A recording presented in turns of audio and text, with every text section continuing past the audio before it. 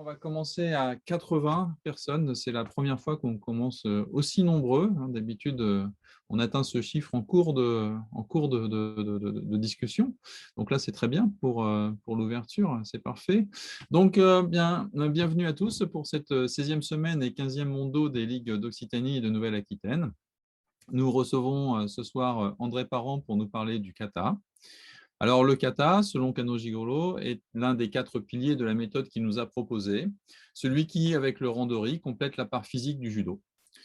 Pourtant, j'entends souvent dire, lors des stages, avec plusieurs ateliers, par exemple, « Bon, et toi, tu fais quoi, kata ou judo ?» Ou encore, après avoir travaillé un peu le kata pendant un cours, « Bon, allez, maintenant, on fait du judo. » Et puis, ne nous le cachons pas, les katas, nous les travaillons souvent exclusivement à l'approche et dans l'optique d'un examen de grade. Kata de randori, l'andori no kata, le nage no kata et le katame no kata, de combat réel, shobu no kata, qui est l'ancien nom du kime no kata, de gymnastique, taiso no kata, que sont le ju no kata et le go no kata, des formes anciennes pour la subtilité du déséquilibre, le koshiki no kata, ou expérimentaux d'éveil aux phénomènes naturels, transcendant l'opposition tori-uke, l'itsutsu no kata, ou encore des propositions autres, telles le Kokomin Salyoku Zanyo Kokomin Taiiku no kata, ouverture vers la santé publique, hors et en amont même du dojo, et comprenant un kata moins pratiqué, le kimeshiki. Il y a les katas postérieurs à Kano, le Kodokan Goshinjutsu, ou hors Kodokan, tel le Ula Nage no kata de Mifune Kyuzo, ou le Gonosen, spécificité française. Tous nous plongent dans un contexte, une proposition différente, lesquelles apparaissent comme une invitation à dépasser la forme pour aller vers les et finalement le principe qui se fait jour peu à peu. André est un expert de kata et intervient à ce titre dans la formation fédérale au niveau national. En Occitanie, nous avons eu le plaisir de l'accueillir à ce titre plusieurs fois lors de la plateforme de kata supérieure en avril, et nous espérons encore cette année, où son expertise, mais aussi sa pédagogie, font l'unanimité. Mais André est aussi le responsable du groupe France Kata, pour le kata dit sportif, discipline dans laquelle on sait les résultats de la France. Mais là encore, le nage no kata par exemple, dégrade est-il celui de la compétition? Alors André, plusieurs katas sous une même appellation? Les katas changent-ils tout le temps comme on l'entend souvent? Et si oui, est-ce juste pour embêter les professeurs et les candidats? Et surtout, les katas, est-ce vraiment du judo? Nous t'écoutons. Ah, on t'entend pas, on t'entend pas. Tu n'as pas ton micro. Ouais, écoute, je vais redonner pas mal.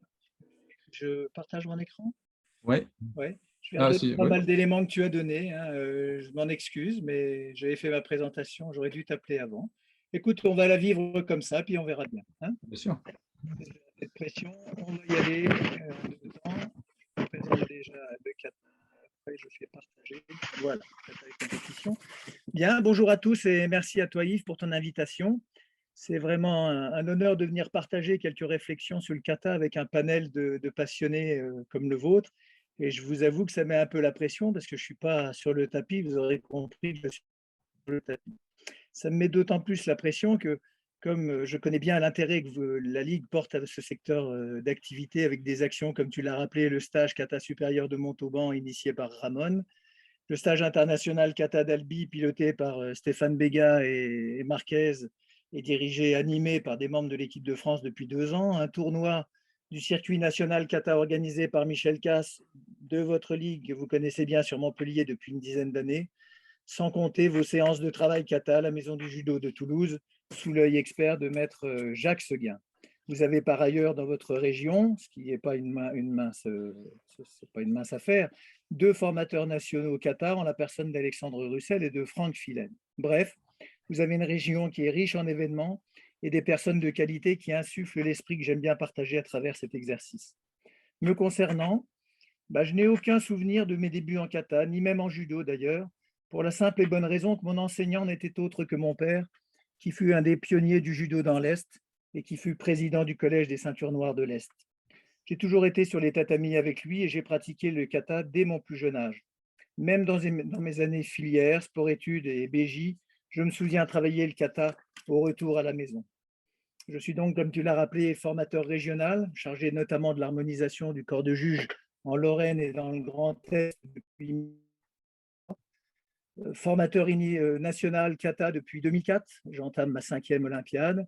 Je suis juge national grade depuis 2008. J'ai été membre de l'équipe de France pendant 10 ans et je suis actuellement responsable de son entraînement technique et de son suivi depuis 2016.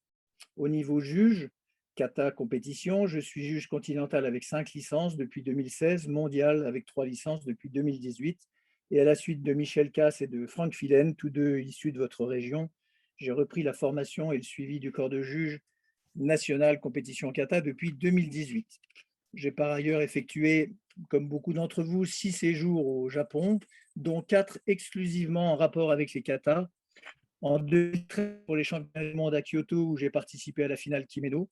En 2015, j'y suis allé à titre personnel pour prendre des cours particuliers de Koshikino avec Maître Murata, qui nous a quittés l'été dernier avec le Covid, et puis de Goshin-Jitsu avec Maître Fukushima. En 2017, j'ai emmené l'équipe de France une semaine au Kodokan pour s'entraîner, accompagné de notre ami Alex Russell qui est parmi nous ce soir. Et enfin, avec beaucoup d'entre vous, je suis allé en 2019 sur le stage réservé aux correspondants kata organisé par la fédération. Bref, vous l'aurez compris, je suis un passionné de kata. En dehors de ça, ma vie, ce n'est pas que le judo, je suis kinésithérapeute et c'est peut-être ce qui explique que de temps en temps, j'ai une approche un peu biomécanique de la chose. Alors, comme tu l'as appelé,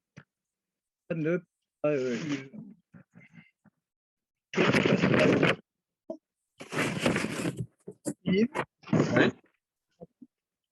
On ne t'entend plus là tellement, André. Reclique sur ton PowerPoint. Dessus. Et... Ça y est, c'est bon. OK. Donc, comme tu m'entends là, vous m'entendez tous? Ouais. Oui. Donc, comme tu l'as rappelé, les 4 piliers utilisés par Kano pour développer sa méthode d'éducation sont au niveau intellectuel, le kogi ou conférence, le mondo ou échange libre, et au niveau technique, le kata exercice codifié et le randori exercice libre ou saisie libre, comme nous l'a rappelé Frédéric Dambach la semaine dernière. Et Kano nous dit que le kata et le randori sont tous deux des aspects indispensables et indissociables sur le plan de l'entraînement technique du judo. Vous le savez tous, il existe 2 kanji pour désigner le mot kata, tous deux voulant dire forme. Mais nous ne faisons pas tous judo de la même façon. Il y a des grands, des petits, il y a des personnes fortes, des personnes maigres, etc. Et traduire moule, kata par moule, pardon, ne conviendrait certainement pas tout à fait, car nous ne pouvons pas tous entrer dans le même moule, être dans le même moule. Traduire kata par forme peut à tort n'exprimer que sa forme extérieure. Et donc, dans ta thèse, Yves, tu nous as rappelé le sens premier du kanji qui était retenu par Kano, que l'on peut traduire par trace, c'est-à-dire ce qui reste après que quelque chose se soit produit. C'est tout à fait intéressant et très riche sur l'intention et sur le but de cet exercice. Garant et porteur de principes. Le principe moraux, tout d'abord, illustré par les 2 maximes qui nous sont chères, Jita Kyoei et Seryoku Zenjo. Jita Kyoei, entraide et prospérité mutuelle. Les progrès individuels passent par l'entraide, on le sait. En kata comme en randori, Tori fait avec Uke. La différence, c'est qu'en randori, le projet final est malgré tout personnel, marqué Ippon. Alors qu'en kata, on fait ensemble. Uke ne doit pas être soumis, on doit le concevoir comme un randori, mais le projet est commun, démontrer les principes. Seryoku Zenyo, meilleur emploi de l'énergie. Là encore, la quête est la même en kata et en randori, même si l'approche peut sembler différente. En kata, nous recherchons la mise en jeu du minimum d'efforts pour une efficacité maximale. En randori, nous recherchons l'efficacité maximale, la recherche du hippon, par la mise en jeu d'un minimum d'efforts, je rajouterai relatif.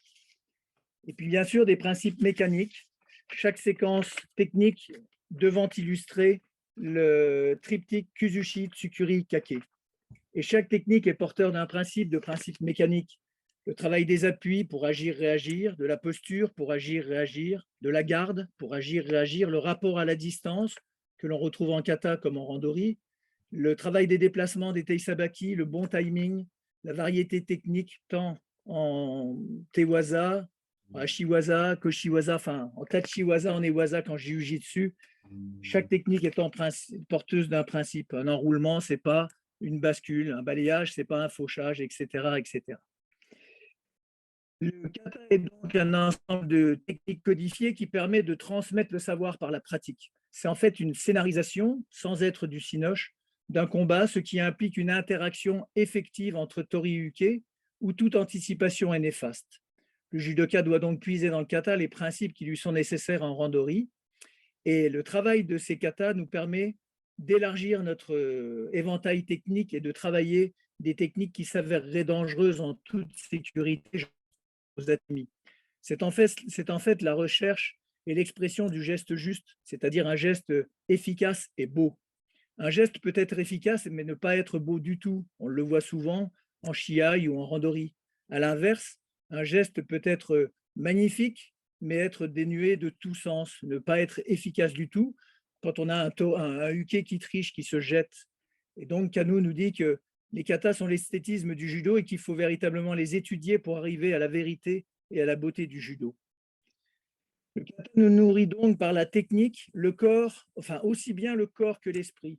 Son travail, le kata, nous permet de développer harmonieusement le corps du judoka et surtout d'emmagasiner des sensations, le ressenti des appuis, du bon placement du bassin, du bon placement du dos, de la tête, tout en étant relâché, donc disponible pour l'action. Et ce travail de la posture avec un bon placement correct du bassin, et en judo, tout part du bassin, un placement correct du dos, un bon maintien de la tête, un travail musculaire qui engage tout le corps et demande un bon gainage. Et le kiné que je suis comprend bien ce que ça veut dire. Le travail des réflexes important pour la réaction vestibulaire, c'est-à-dire l'équilibre, la dissociation segmentaire, le travail du bon placement de la respiration, on en parle peu dans le travail des katas, mais elle est hyper importante, la maîtrise de l'équilibre de l'autre, le savoir se relever. Par tout cela, on peut pratiquer le kata et donc le judo pour la santé sans être antinomique avec la recherche d'efficacité. Ce sont juste les intensités de pratique qui vont changer. C'est donc un outil de stabilité, de permanence qui nous lie aux autres et c'est un formidable message transgénérationnel. On le vit dans le kata compétition sur nos tournois où on a d'un public minime jusqu'à des gens qui ont plus de 60 ans. Enfin, je n'ai pas résisté à l'envie de vous présenter l'arbre du judo de Tadao Taki. Il présente le judo comme le développement d'un arbre. À tous les stades de son développement, l'arbre du judo doit être implanté dans un sol fertile, l'état d'esprit, qui permette à partir de sa racine principale, le kata, et de ses ramifications, le randori, un développement harmonieux du tronc, l'attitude, des branches, différentes compétences, et du feuillage, les différentes techniques. Le vrai et profond développement du judoka ne peut donc se priver de ses racines. Randori et kata sont là encore indispensables.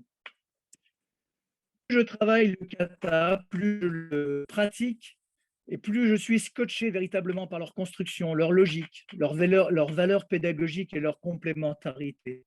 Le Koshiki kata, tu l'as dit, qui n'est pas un kata issu du Kodokan, mais qui a été travaillé par Kano à l'école Kito-Ryu, nous fait travailler la posture et nous faire sentir le sens du déséquilibre. Mais son Randori no kata, quelle richesse avec le Nageno et la mise en valeur de ce triptyque Kuzushi, Tsukuri, Kake, et puis la richesse des principes techniques qui sont sous-tendus par toutes les techniques. Ce katameno avec le triptyque, là encore, à chaque fois on travaille par trois.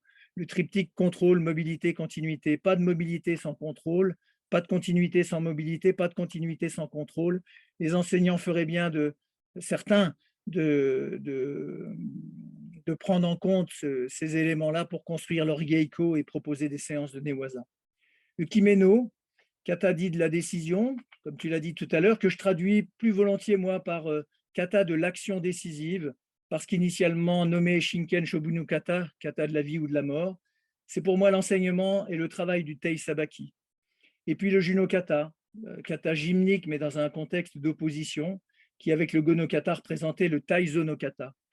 Et en cette période sanitaire particulière, qui n'a pas fait de gainage et de Taizo lors du confinement. Kano était encore une fois visionnaire et précurseur. Même si tous ces katas ne seront validés qu'en 1909 par le Butokukai, tout avait été bouclé en 1887. Ce n'est pas à vous que je vais apprendre qu'il est né en 1860. Il a fondé le Kodokan en 21-22, donc il a 21-22 ans. En 87, c'est-à-dire à l'âge de 26 ans, c'est extraordinaire de penser qu'un jeune homme de cet âge-là ait pu en 4-5 ans proposer une telle synthèse de sa méthode à travers les katas, méthode qui perdure dans le temps. On pourrait prêter à Kano les paroles de Don Rodrigue, Je suis jeune, il est vrai, mais aux âmes bien nées, la valeur n'attend pas le nombre des années. » Alors, a-t-il des amours, des katas pour apprécier à leur juste valeur? C'est sûr que c'est beaucoup moins ludique que le randori, c'est évident, et il n'y a pas d'immédiateté dans le résultat. Connaître et maîtriser le kata, c'est un travail de longue haleine. On dit d'ailleurs que le kata, c'est l'école de la rigueur. La rigueur dans notre société, j'en dis pas plus, mais vous m'avez compris. Le kata est souvent mal vécu parce que probablement mal expliqué également. Probablement, une des raisons, c'est le manque de volume horaire dans la formation initiale des enseignants. J'enseigne, je vous dis, en formation depuis 38 ans maintenant. Je n'ai vu ce volume que je l'ai vu fondre comme neige au soleil. Enfin, l'enseignement du kata est quasi exclusivement conditionné par l'échéance de l'examen du grade supérieur tant convoité.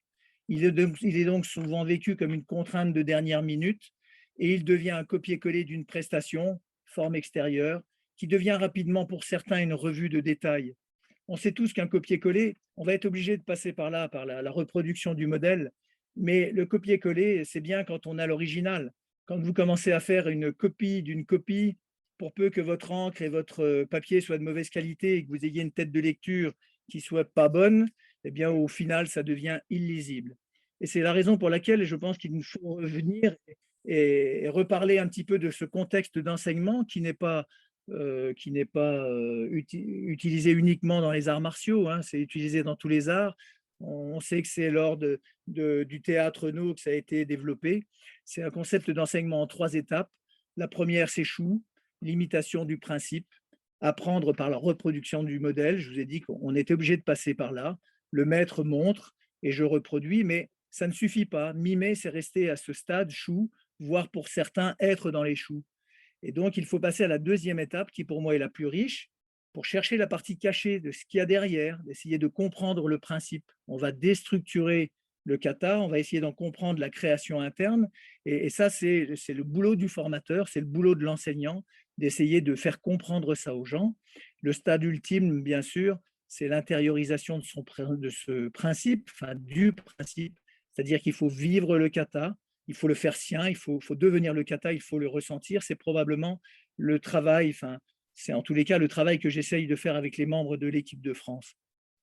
Alors, France, kata et compétition.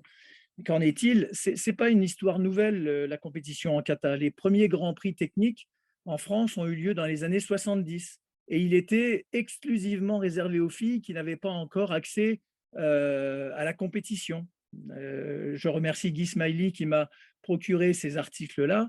Et bravo les filles, quoi. Il y avait un grand prix technique pour les ceintures vertes, les ceintures bleues, les ceintures marron, les ceintures noires. Il y avait 3 groupes d'épreuves, le kata, le randori et les yeiko qui étaient tirés au sort. Ça a eu lieu pendant quelques années, puis c'est tombé dans les oubliettes. Il a fallu attendre les années 80 pour avoir une nouvelle formule avec uniquement les katas retenus, Nageno et Juno pour les féminines, Nageno et Kimeno pour les masculins. Je vous ai mis cet article-là avec l'encadré. Alors, on ne les reconnaît pas, mais croyez-moi, c'est Guy Smiley et Jacques Bale qui, en 82, avaient gagné le Grand Prix en Kimeno Kata chez les garçons. Et vous comprendrez que ça me touche beaucoup. Quelque part, je suis assez heureux de cela. C'est une formule qui, dans les années 80, avait évolué, puisque moi, bien qu'étant compétiteur, je participais déjà à ces compétitions-là. Et la dernière édition à laquelle j'ai participé au niveau final a eu lieu à Gennevilliers dans les années 86-87, je ne sais plus exactement. En tous les cas, elle avait évolué parce qu'on avait uniquement du nageno et une expression libre. Il a fallu, après, c'est tombé en désuétude, bien sûr, et quelques dates d'une histoire récente. Il avait, au niveau européen et français, au niveau international, il y avait certainement d'autres choses, mais il a fallu attendre les années 2000, 2002 exactement, pour avoir un séminaire de l'Union européenne à Rome, une première expérience en Hongrie en 2003, une première Coupe d'Europe à Saint-Pétersbourg avec 44 couples et l'annonce par Capelletti de la volonté d'instaurer un championnat d'Europe kata qui a eu lieu l'année d'après à Londres en 2005. Pour nous, 2006 est une date importante, je pense, pour les Français parce qu'il y en a un qui rallume la mèche en France et c'est Lionel Hérin qui est avec nous ce soir. Je l'en remercie, il faut lui reconnaître ça. Il a organisé à Tours les 8e World Masters Et je pense que ça a été le début de cette histoire française qui est relancée avec une organisation époustouflante. Il y avait énormément de monde. Chaque couple pouvait participer à 3 katas. Personnellement, j'avais fait le Nageno, le Kimeno et le Koshiki. En Koshiki, on était 24, 25 couples. Enfin, c'était une compétition énorme qui a créé pas mal de vocations dessus, enfin, qui a suscité des vocations chez pas mal de judokas. Parce que la même année, au championnat d'Europe de Turin, on était 82 couples et il commençait à y avoir une participation française importante avec des hauts gradés qui sont venus se frotter un peu. J'ai vu que Catherine était avec nous ce soir. Et je me rappelle encore de Catherine Andréasoli qui vient faire le Juno Kata à Turin. Donc voilà, il y avait des hauts gradés qui avaient envie de cette histoire-là. En 2007, on a eu la publication des premières règles d'évaluation sportive du kata. Et autre date importante pour les Français, c'est en 2008, l'organisation de la Coupe du Monde à l'IJ à Paris. Et à partir de là, la fédération, jusqu'à maintenant, 2006, 2007, 2008, les quelques couples qui allaient sur les championnats d'Europe, on avait l'aval de la fédération, mais on était des mercenaires, quoi, hein. À partir de 2009, il y a eu une véritable sélection officielle pour la création de la première équipe de France afin de représenter notre pays lors des premiers championnats d'Europe, des championnats du monde, pardon, qui ont eu lieu à Malte. Et à partir de là, voilà, on est dans cette décennie qui connaît ce développement, avec plus ou moins de succès, mais en tous les cas, 2011, c'est la mise en place d'un circuit national sous la houlette de Michel Algizi, avec le soutien de Claude Dubos, qui était vice-délégué à la formation à l'époque, et puis parallèlement d'un corps de juges qui était suivi par quelqu'un que vous connaissez bien, puisqu'il est de votre région, c'est Michel Casse. Et à ce stade, il faut quand même enfin, en tous les cas, moi, je remercie beaucoup de hauts gradés. J'en oublierai certainement, je m'en excuse d'avance, mais il faut remercier des hauts gradés passionnés de la première heure, comme André Boutin, que vous connaissez tous, Patrice Berthoud, Guy Smiley, Michel Jippé, sur Paris, Nori Kawashi, Briguel, et j'en passe. Le Kodokan est venu invité par l'UEJ à 2 reprises, en 2014 et 2015, en Italie. Nous avons été quelques couples à travailler avec eux. Et puis, n'oublions pas au niveau français, le 2012 et 2016, où l'équipe pédagogique du Kodokan vient et on accepte que le standard devienne la forme dite Kodokan. Qu'en au niveau français? Qu'il me soit permis à ce stade de tordre le cou à une idée reçue, parce que c'est encore une spécificité française de penser et d'avoir créé l'idée d'un kata sportif. Moi, quand j'échange avec mes collègues étrangers, juges ou entraîneurs aux Europes, aux mondiaux, on ne parle jamais de kata sportif, on parle de kata. Les gens qui me côtoient d'ailleurs connaissent mon aversion pour cette appellation de kata sportif. Y a-t-il des compétitions de newaza sportifs? Y a-t-il des compétitions de jiu-jitsu sportif, de handi-judo sportif? Non. On parle de compétition newaza, on parle de compétition jiu-jitsu, on parle de compétition handi-judo. Pourquoi ne parlerait-on pas tout simplement de compétition kata? Bien que membre de l'équipe de France, vous l'aurez compris, pendant 10 ans et maintenant à la tête du groupe France et de l'équipe de France depuis une Olympiade, je dis à qui veut bien l'entendre que le kata sportif n'existe pas. L'évaluation sportive du kata, oui, mais pas le kata sportif. Le kata tel qu'il a été défini précédemment, il est le même pour tout le monde, qu'on le fasse en loisir, en filière de formation, pour un grade, pour une compétition. C'est l'évaluation et les attributs du jury qui doivent être différents en fonction du secteur dans lequel on évolue. Le judo, il est vivant, il évolue, le kata également. Actuellement, le standard, c'est la forme Kodokan. Je développe ce standard, que je sois intervenant sur les grades, sur la formation initiale, continue, ou sur le secteur compétition. Celui-ci étant un ensemble d'exercices codifiés, on l'a dit, ce qu'il faut, c'est donner les clés au judoka pour le décoder et donner du sens à sa pratique. Qu'est-ce qu'on a fait? Qu'est-ce qu'on a fait pendant une décennie? On a monté le circuit national avec 4 tournois. Le vendredi, je fais un stage d'harmonisation et de formation des juges. Le samedi, il y a le tournoi. Le dimanche, je reste souvent sur place pour diriger une plateforme technique régionale ouverte à tout le monde. Et on parle tous de kata. Il y a un corps de juges nationaux avec 42 juges. On a obtenu un tournoi UEJ qu'on n'a pas encore eu l'occasion d'organiser à cause du Covid. Nous disposons de 5 juges continentaux, dont 2 mondiaux. Le premier tournoi de France qui a eu lieu en 2015 et est devenue appellation championnat de France, mais là encore le Covid ne nous a pas permis de profiter de ce beau symbole-là. Les coupes régionales qui existaient vont devenir championnats régionaux et j'espère que ça va nous aider à développer l'activité.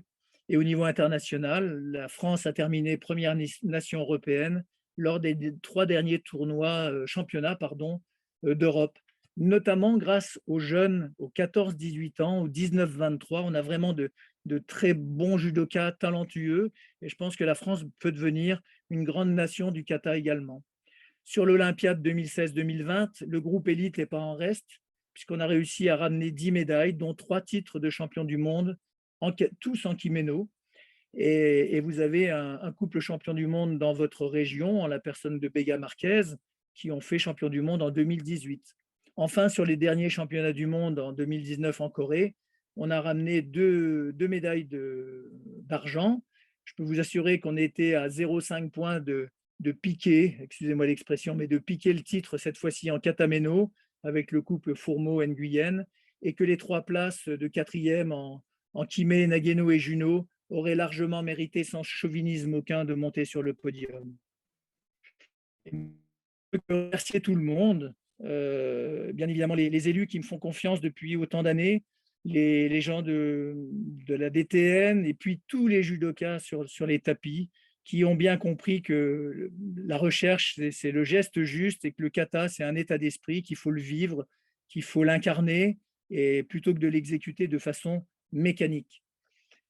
Maintenant, comment concilier kata et modernité? Étant une méthode d'entraînement, le kata a clairement un rôle éducatif. Je pense sincèrement qu'il faut proposer un enseignement moins traditionnel, moins rigide, en donnant ou en redonnant du sens à la pratique. C'est ce qu'essaye de faire le secteur formation, pour lequel j'interviens également, sous la houlette de Michel Lyonnais. Ensuite, le développement du Kodomono qui a été mis en place par De Coster, Serge De Coster, je pense que ça va changer un petit peu les mentalités d'un exercice qui peut paraître par trop rigoureux, parce que jusqu'à maintenant, on l'a dit, les gens préparaient le kata pour la ceinture noire en dernière limite, souvent. Là, avec le Kodomono et un exercice un peu plus rigoureux à chaque niveau de ceinture, ça peut changer les mentalités. Et je pense qu'on a tout à gagner avec ce Kodomono également. Sur ce qui se passe actuellement, il y a un groupe de travail qui a été mis en place par la nouvelle gouvernance et on leur a proposé un projet d'animation compétitive qu'on appelle e-kata, c'est-à-dire avec une correction par visio. Pour l'instant, on ne peut faire que ça. La région pilote en serait l'Île-de-France avec Frédéric Feuillet, qui est le cadre technique de la fédération responsable du kata avec lequel je travaille depuis 5 ans maintenant. Notre objectif, c'est le développement, la formation des juges, des judokas, et pourquoi pas de la détection pour le haut niveau, si haut niveau il y a. Et puis, puisque l'on parle de haut niveau, la nouvelle gouvernance a accueilli avec bienveillance notre projet d'organisation d'un championnat d'Europe sur l'Olympiade à venir. Alors maintenant, les compétitions, est-ce que la dérive est possible? Oui, clairement oui. J'en ai peur. Je discute avec des anciens qui me mettent cet argument, qui me donnent cet argument. Je leur dis oui, je suis le premier en tant que compétiteur, en tant que formateur, en tant qu'entraîneur. J'ai peur de cela. J'ai peur de cette dérive. Et la dérive, elle est possible si le kata est vidé de son sens et de ses enseignements. Il ne faut surtout pas oublier qu'il fait partie de notre patrimoine culturel et qu'on doit laisser une part d'interprétation personnelle au judoka. Il ne s'agit pas d'arriver sur un kata stéréotypé, vidé de son sens, tout ça pour aller chercher des médailles. Ça n'a aucun intérêt. Et j'ai relevé une phrase que Guy a dit dans sa contribution 8e dan, il y a quelques semaines. Il a dit « l'eau claire d'une rivière coule à sa source ». Et moi, j'ai envie de boire de cette eau-là. Tant que je serai là, je veillerai à ce que les gens qui travaillent, en tous les cas, quand on est sur le tapis ensemble, n'oublient pas d'où on vient et il ne faut pas y perdre son âme. Je terminerai avec quelques citations. Un nous vient d'Albert. Alors, je suis persuadé qu'Albert n'a pas fait de judo, mais il aurait pu, parce qu'on sait que le judo en France a été accueilli par des scientifiques, et pourquoi pas, Albert aurait très bien pu endosser le judogi. En tous les cas, il nous dit que la connaissance s'acquiert par l'expérience, que tout le reste n'est qu'information. En d'autres termes, il faut mouiller le kimono, quoi. Il faut y aller. Ça sert, c'est bien d'en parler, c'est mieux de le pratiquer et d'avoir ce ressenti. Parce que, vous l'aurez compris, ce qui est intéressant, c'est de savoir ce qui se passe derrière. Et puis, deux citations de nos plus hauts gradés. La première, de Jacques Hubert, qui est encore notre guide et qui dit que l'étude du kata doit se faire durant toute la vie du judoka et que même s'il est difficile d'atteindre la perfection, la seule idée de vouloir s'en approcher est intéressante. Et enfin, petit hommage et petit clin d'œil à notre 10e dan qui nous a dernièrement, Henri Courtine, qui disait « On ne trouve dans les katas que ce que l'on est digne d'y trouver ». Voilà, je vous remercie et je suis prêt à répondre à vos questions. Merci beaucoup.